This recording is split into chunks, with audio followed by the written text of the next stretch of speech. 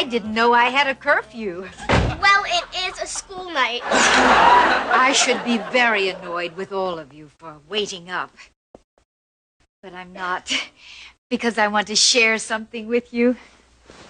I've been pinned. What? Where's the pin? My pin. It was on my sweater. Oh my gosh. I found it!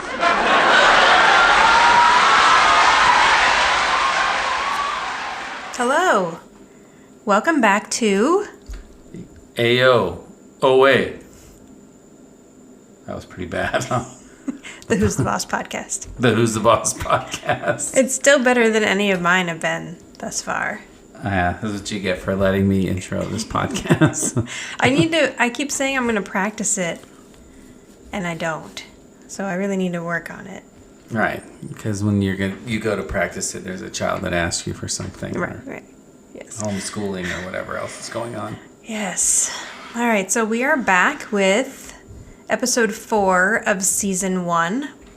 This episode is called Mona Gets Pinned.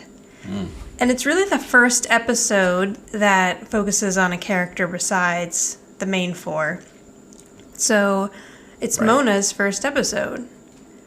Because of that, I kind of wanted to do a little more of a deep dive on Katherine Helmond. As I'm sure everyone who's listening to this podcast knows, she passed away February 23rd of 2019. And for years, well, actually not years, because it was only about 2 years ago, Tony Danza said that he would never do a Who's the Boss reboot because Katherine Helmond had passed away. Right. And Judith Light agreed with him. So the jury's still out on whether or not Judith Light still agrees with the old... Well, I remember because I specifically remember the morning, and I know it was a morning because I was at work, and I specifically remember the morning that she passed away, and I sent you a link or something, or told you that. Yes. And then you immediately wrote back and said, there goes... Yeah, any hope of right. having a Who's the Boss podcast. Hello. Who's the Boss reunion. So yeah. I remember that. I know. When all the reboots became popular, I was really hoping they were going to jump on it with like a Samantha's the Boss kind of aspect, which is exactly what they're doing. Yeah, but yeah, it took too long. That was one. They're like most celebrity deaths normally don't really. I don't know. I guess we hear about them so much but hers and I think John Ritter are probably the two that I remember the most. Really? Yeah. No, there's some that, that's a good point because there are some that really affect people. Yeah. Just because of what they were to my childhood and stuff. Yeah, exactly. So I did a little research on Katherine Hellman. She was born July 5th, 1929 in Galveston, Texas. And she started mostly with stage work. And now an interesting correlation between Katherine Hellman and this episode that we're going to go into with Mona is that while she was working at summer theater in the Catskills, she met her husband, David Christian, who was 14 years younger than she was.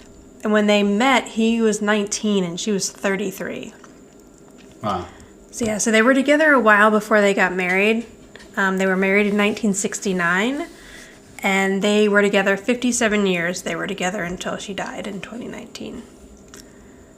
So unlike Mona, she had a very long-lasting marriage, but it was a younger man. And they never had any children either. But that's pretty impressive. For a woman... I think we've kind of gotten used to seeing older men with younger women. Right. And we'll touch a bit on that in this episode. Yes. But for 1962, to have a 33-year-old woman with a 19-year-old man, Katherine Hellman herself was groundbreaking. Yeah. Yeah.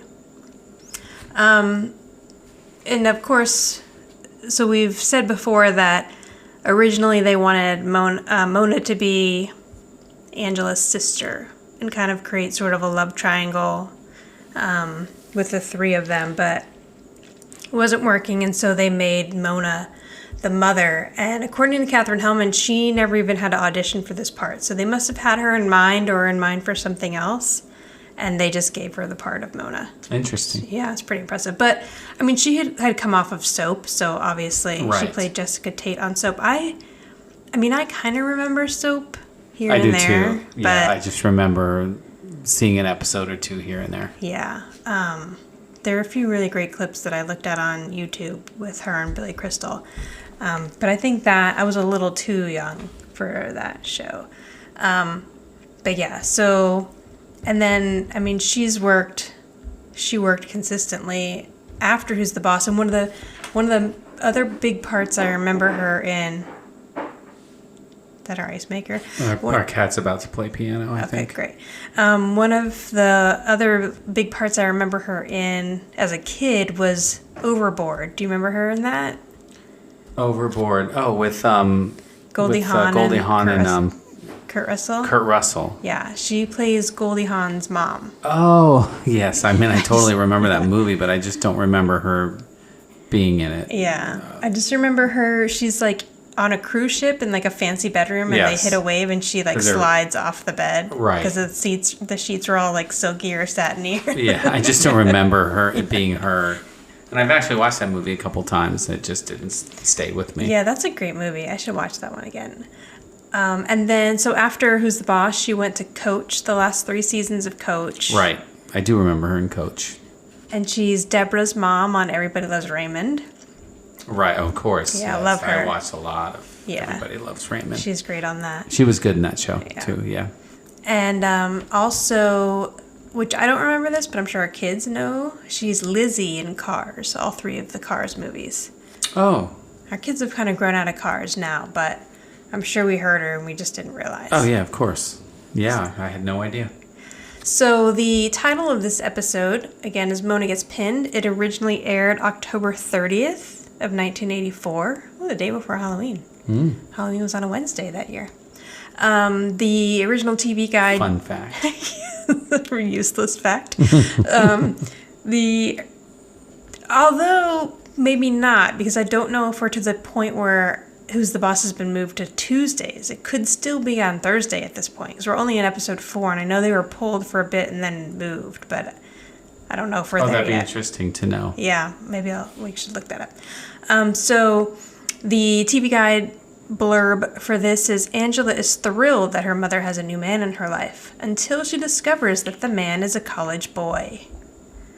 The most notable guest star for this episode, I would say, is Dean Butler.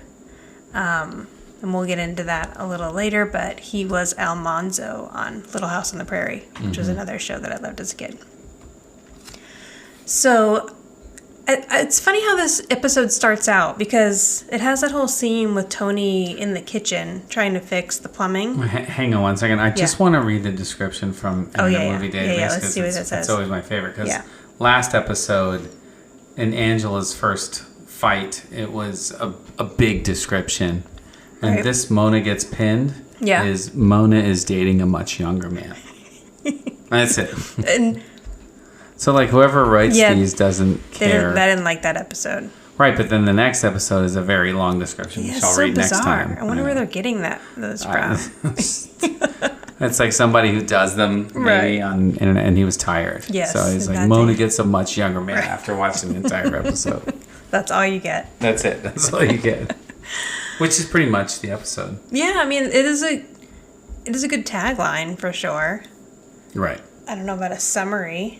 But yeah. So anyway, back to Tony. At least the Tony TV guide ones are brief, because I think that these are probably the original ones. Right. Yeah. So they didn't have a whole lot of room in the TV guide back then. They had a lot of shows to fill. So right. Yeah. I can see why these are short, but anyway, back to Tony doing the plumbing.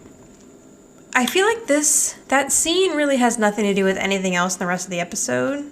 Right, yeah. Except for him having to go to the hardware store. Right. So I feel like they just kind of added that in for like the cuteness of them sort of acting like a married couple where she's handing him stuff. Yes. And 2, like, would your housekeeper fix your pipes? I mean, it's not really in the job description. So...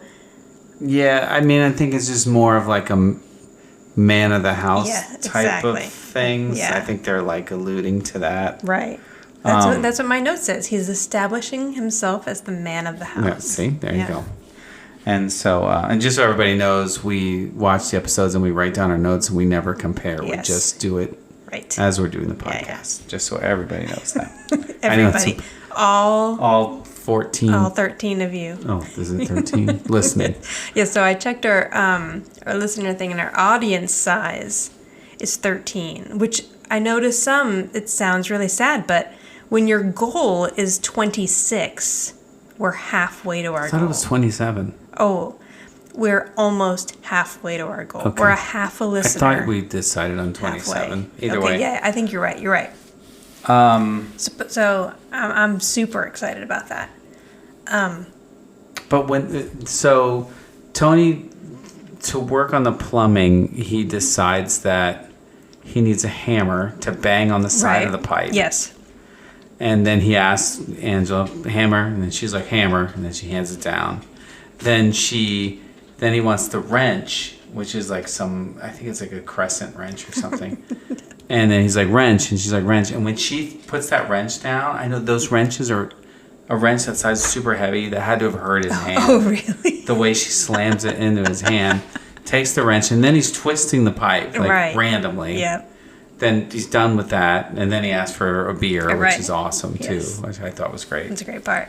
And then she hands him a beer. Like, why is there a beer in the toolbox? But it's still funny. It's just funny. Yes. It's classic And sitcom. And what we humor. learned from that is that when you hammer a pipe and then you needlessly wrench a pipe, when you turn the water back on, water actually shoots out of the pipe. Right. Where it shouldn't be there at all. No, that would just be raw sewage coming up if that was happening.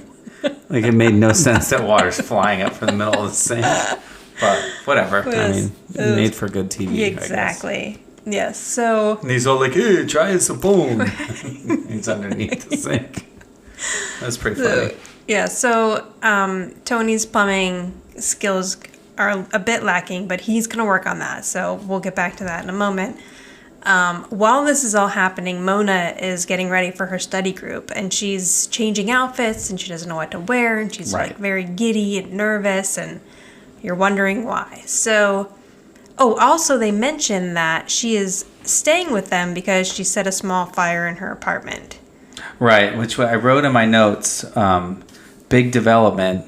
We've learned that Mona's apartment burned down. Right. So, like, why did that happen? But I'm not sure that this is where she actually ends up moving into the house. I feel like that happens later, but I need to rewatch the next few episodes. Yeah, I mean, they say that she says that she's bunking. Right, so she's just there temporarily. Right, yeah. I don't think it's that she's moved into the house. So maybe they just needed a reason for her to be getting ready, having her study group there, getting dressed for the prom there. So they just kind of used that, and then eventually they realized it was easier if Mona just lived there. Yes. But, I mean, and now that we're watching the episodes in great detail, I feel like this, which I never would have noticed before, this is the end of Mona's bike. The last episode was the last time we see the bike. Don't be so sure. Oh, okay, all right. That was my prediction. Yeah, because there's no bike. I accidentally left the TV going today after I watched one. Okay. And I think we're going to hear that horn again. We'll see. Okay. All right, Let's see. Then my prediction will be wrong. So I'm like, no bike. Maybe it burnt up in the fire. That's true. Could have been in the living room. Right, with the curtains and everything. But we'll see. We're going to have to see. So... All right, so scratch that theory. I mean, you're on the right track, though, because the bike, I can't last that long. I know that past the first season, we never see that bike. Okay, I said I wasn't going to say as much, and I just said it. So well, I said I was not going to say right as much, but I feel like I've said right a lot. We're trying. So the study group arrives, and 3 people at the door are a younger man, a woman who we never are introduced to, and she doesn't say a word, And then the poor woman. I never even realized that she says nothing. She says nothing. I think she nods. Now, the one nice thing is we have a bit of diversity because she appears to be an Asian American of some I don't even remember. Origin. Yeah, I she did never notice said that. anything that I don't remember. It's very limited diversity that we ever see on this show. Right. But she wasn't allowed to say anything. Yeah, right. They let her on the show, but you can't say a word. Right. And then an older man. Yes. And who appears to be somewhat sweet on Mona. Right. Right. And a tad older than her. Right. But also a student, which Tony finds fascinating or right. Cute. Yep. So immediately Angela sees like the interaction between Mona and the older man and thinks that correct. She has a crush on him. Yep. And thinks it's very cute. So as Tony goes to the hardware store to find a washer to fix this water spouting out of the pipe problem. Which that, again, makes no sense. Right. I don't know what a wash is going to do to keep water from spouting out. You got bigger problems there, but whatever. I mean... He walks into the kitchen to find Mona kissing Jason, who is the younger man. Yes. And so this is Dean Butler, who was Almanzo on Little House on the Prairie, which is probably most known for. And I'm guessing that he's supposed to be probably around 21 to 23. Because he's a college student. Yeah. I think the actor was a bit older at the time. Yeah, he looks like he's about 30. But there would still be a considerable difference in age because I think Mona is supposed to be about 55 at this point. Yeah, I think so. So Tony walks in, sees them kissing, and realizes that she's involved with him. And then... Well... But like when he walks in, it's like the look on Tony's face is like they're full on having intercourse and like he's shocked. Yeah, I mean I get it, but it's just like Tony's that's two people making out. I don't know. It's just funny to me. Yeah, maybe that's just not something he's seen in that kitchen. Although no, he saw it in the kitchen on the very first night. That's right, yeah. With the broken plate. He's like, why do I keep walking in this kitchen and seeing people making out? Mm-hmm. So Mona confides in Tony that, she feels a little self-conscious about this relationship, but she really missed out on a lot because she was married young, never got to go to college when all of her girlfriends went to college, was home with a baby when they were out going to these college formals. And I found an interview with Katherine Helmond where she says that this is her favorite episode. And the reason she gave for it being her favorite episode is because you really get to see a softer and more vulnerable side to Mona, which we normally don't get to see. Especially as the show goes on, already her wit is there, but as the show goes on, especially between her and Angela, she's always got like a guard up a lot. Yeah. And she even says to Tony, so Tony appears, like you said, he thought they were full on having sex in the kitchen. Not really, but... But he alludes to the fact that they were having a good time, and Mona's like, oh, what do you mean? Like, no. Like, for some reason, she tries to make it clear that they have not... Had sex, yeah. Right. And there's even that thing, he's like holding the washer. Yeah, I didn't understand that part. I don't know if it's just because it was circular, or it kind of looked like it could have been a condom. Yeah, he holds it up and he's all embarrassed. Right. It's weird, odd. And part of the reason is because, I don't know, I think she's self-conscious about the idea, but also she's very worried about what Angela is going to think about this whole relationship. Yeah. So this is really the first time, too, where we see Mona being, like, worried about what Angela thinks of her, because normally...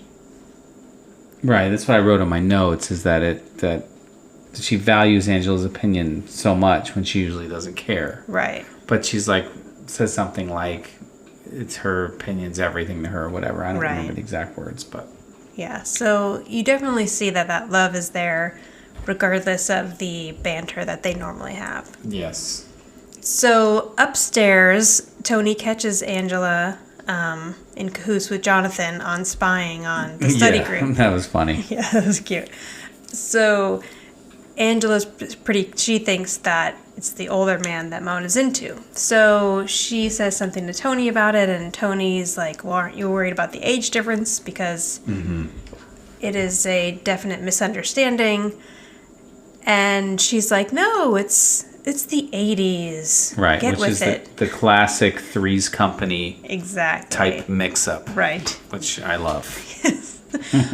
So They're both talking about two different things. Yes, the best. So Tony is like, oh, well, that's great. You should encourage her to come out into the open, and you know, and she's so worried about what you're going to think. So Angela does just that, goes downstairs, tells Mona that she's very happy for her, and she encourages her to announce that she has a boyfriend. So I love the two-shot of Tony and Angela when you see Angela's face change as she realizes that it's not the older gentleman that she thought it was, and instead the young man, Jason, sitting to Mona's left. Well, yeah, but like right before that happens, which I should have mentioned, was I love the scene where Angela says, you know, goes down and tells her, it's okay, you know, whatever, you have a boyfriend and you should come out and say it. And then the backhanded comment that Mona says when she says the hospital didn't switch babies. I thought that was funny. Like, she's like, oh my gosh, you're, you know, after however many years that Angela, whatever her age is, suddenly, oh, you are my child. Right. After being so sweet about it all. It's just funny. Mona can only be so vulnerable. Right. She's got to get her grounding. So, I had to mention that. That's in my notes. Yes, I forgot about that. That was great. So, the next scene is the whole family waiting up for Mona and her boyfriend to come home from their date. And so she makes out with the young guy, whatever, and then Angela's surprised. Right. Yeah. So all that happened. Yes. Yeah. I didn't know if we had mentioned that before I interrupted you. Yes. No, she's totally shocked when she realizes the young guy. And the looks on both their faces, like Tony's all happy and she's in complete shock because it's just funny. It's awesome. I just love how excited Tony is. Yes. So they're all waiting up for them to get home, and Mona's surprised to see them all there, but happy because she would like to announce that she's been pinned. Yes. By her fraternity boyfriend. Which was a big college thing. Yeah. Right? Being pinned. Yeah, I guess so. I was never in a sorority, so I'm not... I don't know either. I just know that it's a big college thing. But I will get into one thing about fraternities a little later on. So she goes to show them the pin, and it's not on her sweater. Right. And as they're all searching around on the floor, Jonathan finds the pin on the back of her sweater.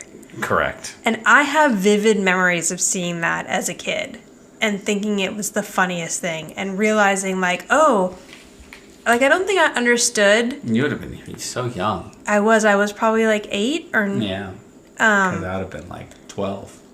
But I just remember, like, oh, she had her shirt off at some point. Yeah. Like, I didn't understand really why. Right, like something went down. Yes, Angela's encouragement obviously pushed Mona over the edge. She was finally able to have sex with this young man. So, or whatever they did. Yeah, it's made out in the car. Yeah. I don't know. So Jonathan finds the pin, and I love the look on everyone's faces. And Samantha. Yes, that's exactly what I have. The next thing I have in my notes. The disgusted look on Samantha's face when she realizes Mona had sex. That's pretty much what I wrote down. Like, she's like, what happened? Like, why was her shirt off? Yeah. Poor Jonathan. It's the best. Yeah, it was good. It was a good scene. So Angela decides to intervene by inviting Jason's parents over to the house so that she can talk to them about the fact that he's dating her mother. And I just want to talk a little bit about these two actors. So the first actor that shows up is Bibi Beige, which I hope I'm saying her last name correctly. And she plays Jason's mother. Oh, okay. Yeah. And so I looked her up on IMDb, and she's an extensive supporting actress. She did a lot of roles as a character actor. Most notably for me, two things. She was Maggie's mom on Northern Exposure. Just a couple episodes. I think she brings, oh my gosh, I can't remember his name. Joel. Brings Joel home to her house and he meets her mom. And then another favorite of mine, Dr. Quinn, Medicine Woman. She's on an episode of that. Oh, okay. But sadly, she passed away in 1996. She was only 54 years old. She died of breast cancer. Oh. And then Bill Irwin plays Jason's father. And he also, he has 243 acting credits on IMDb. I know, it's incredible. I'm telling you, that guy was in a lot of stuff. He was in so much stuff. And he actually plays 3 different characters on Who's the Boss. So we're going to see him again. Oh, interesting. Yes. And we're going to... Glad you saved that. You buried the lead. We're going to point out when we see him again, because he will be back. He died in 2010. 2010, yeah. At the age of 96. I remember, what's funny is I remember him in Seinfeld, as I'm a tremendous Seinfeld fan, and there's an episode where Jerry is taking care of him, and it's like I'll take care of an old person program. It's a terrible way of putting it. It's not. But he goes to take care of him, and they're taking his records. He says he can have the records. Like there's something. But my point is, he looks older in this episode of Who's the Boss than he does on the Seinfeld episode. He's shot probably 10 years later. So he's one of those actors that just kind of always looked old. Always looked old. Yeah. Yes. So the joke here is that when the mom shows up, she's around appropriate mom age for Jason. And then when the father shows up later, because he's parking the car and he walks very slowly, he is much older than the mother. And he can't hear for some reason. So now Angela's thinking, well, I'm kind of in a bind here because obviously his parents have a large age gap and they're not going to think that this is such, Right, because then she makes the comment, she said, like, I want to discuss their age difference. Right. And that's before, because the father's parking the car. Apparently this driveway's a mile long. Yeah, very long. Well, he walks really slowly. That's true, and it was a steep incline. Yeah, yes. Is what he claimed. And the other cute part about this is it's it's the first time of many times that Tony and Angela are going to be confused for a married couple. Like she says, you must be the Bowers. And Angela's like, we're not the Bowers. Right. I'm Angela Bauer. Right. And he's like, I'm the housekeeper, which leads into where you're going with the story. So then the parents come in, and the father is quite judgmental about the fact that Tony is a housekeeper. Yeah, out of the gate. Yeah.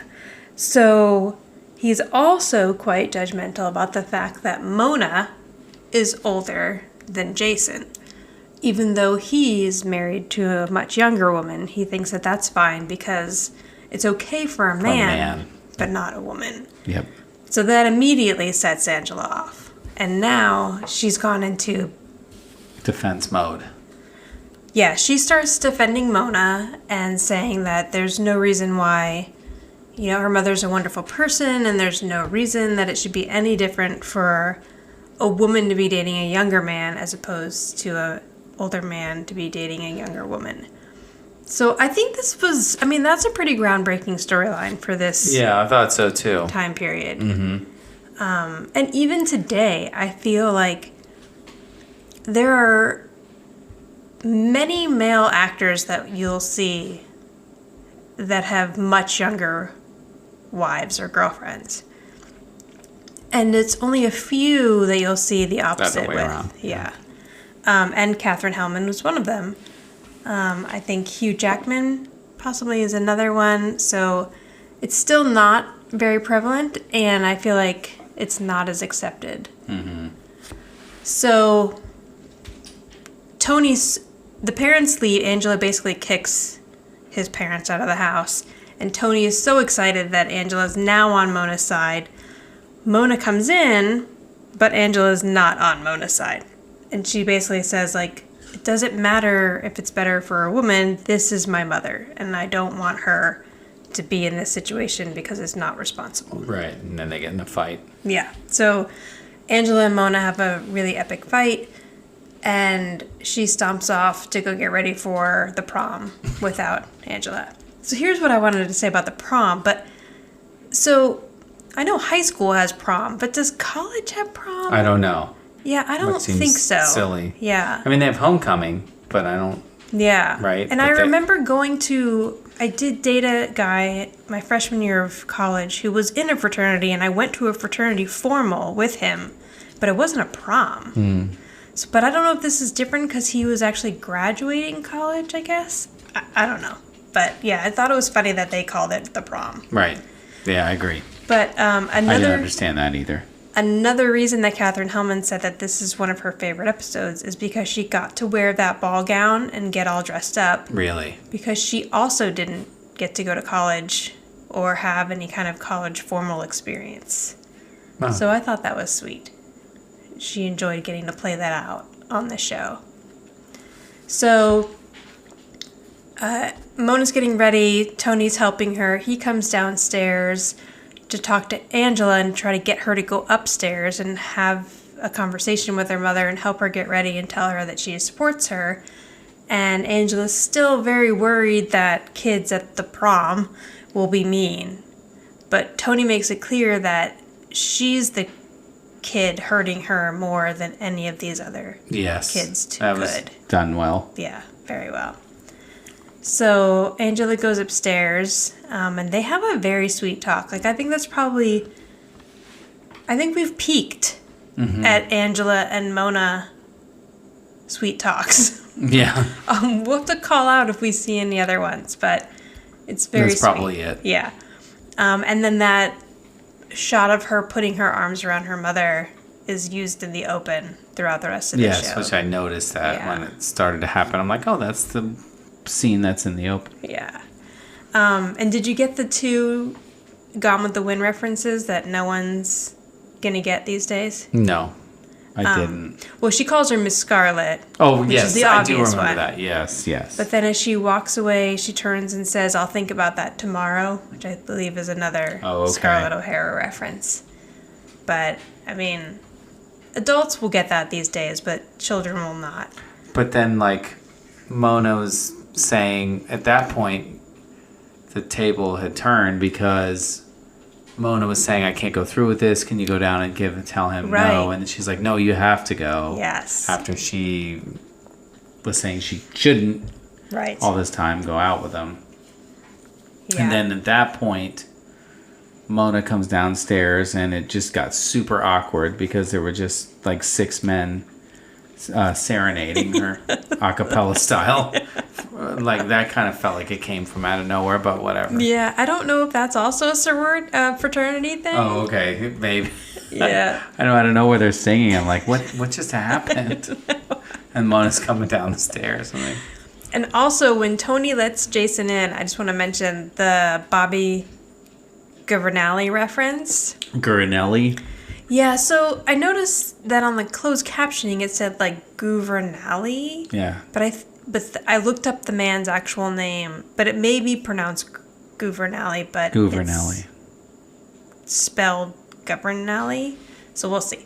Yeah, there's like Guvar something in the closed captioning. Yeah, the closed captioning was wrong because actual spelling of his name is Gov, but also Governale. Yeah. So that is Tony Danza's real life best friend. He is a music teacher. I don't know if he's retired now, but for years he was a music teacher. So that name's going to pop back up on this show quite a bit. Unlike Johnny Pepsi or what was it? Yeah. Tommy Pepsi. Eddie Fingers. And Billy Fingers. Billy Fingers. And Joey Mook. Oh, Joey Mook. Yeah.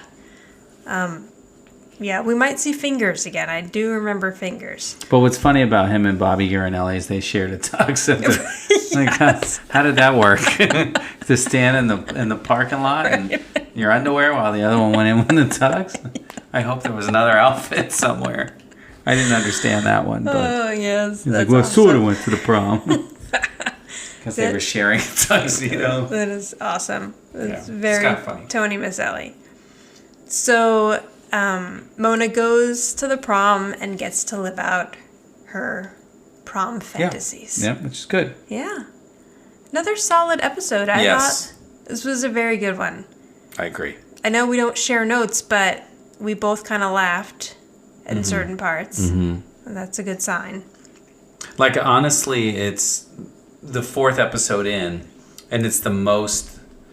And again, I've seen pretty much... I mean, I've seen all the episodes, but a lot of them I haven't seen for... Right. Yeah, so did for you... from when I was a kid, and some I've seen recently, because we watched a few. And I know when we get into the season 3 and 4, there's a lot I haven't seen, probably 30... Yeah. I don't know. I don't reveal my age, which I think I did earlier anyway. 30-something years, whatever. So did you watch these when they first aired, you think? Yes, every single one. I watched Yeah, Who's the me Boss too. religiously as a kid. Yeah, me too. Because I'm pretty much the same exact age as Alyssa Milano. So whatever age she is in the show, that's how old I was watching the episode. That's funny. We're like, I don't know, I think she's a month or two. Oh, really? Yeah, we have the same birthday. Yeah, I think Or same year. Danny Pintauro and I are very close. Oh, in see, age. there you go. That's funny. Okay. But yes, there was several laugh out loud moments in this episode that I haven't Yeah. had with the first 3. I mean, there were a few, but this one had the most. I like the tag 2 part where Tony caught Angela looking at one of the young guys. Yes, that was good. Yeah. Good ending, It's too. cute because we're still in the part here where they're like not really getting jealous of each other yet. Right. So he's still like playing around with her with that. But that was cute because she didn't notice anyone. She doesn't even like redheads. And he Right, got yeah, her. it was funny. Yeah. It was funny. Yeah. And then it ended. Yeah. And scene. So how many AOAs? Yeah. I gave it an 8. Wow. Yeah, All right. I really liked it. Nice. I gave it an 8. I gave it a 7.5. Okay. So, I mean, It's still very close. yeah, it was a good one. Yeah. I know I thought about like 7.5, but then I'm like, you know what? I'm going 8. Yeah. I felt good about this one. I really liked it. So I'm gonna stay true to my 8. Yes. And we will miss Katherine Hellman in the reboot I for know. sure. Yes. Rest in peace. Yes. So thank you everyone for joining us. You can reach us at Who's the Boss Podcast on Instagram. Send us a direct message or comment on a post. Anything you would like to see us discuss on future episodes and anything that we missed, please let me know. Or you can go to anchor.fm/WTB podcast. And there you can leave a voice message that we can play on the air. Do we have a song for the end of this? We do. And this one is it is a piano version. It's Brand New Life, the Who's the Boss theme song, performed on the piano by Ethan Famicith. I hope I'm saying that name correctly, because every night is a challenge for me to say everybody's last name. But yes, it's Ethan Famicith, maybe, doing the Brand New Life on the piano. So here it is. If you like this podcast, please subscribe and tell all your friends and give you a big pat on the back.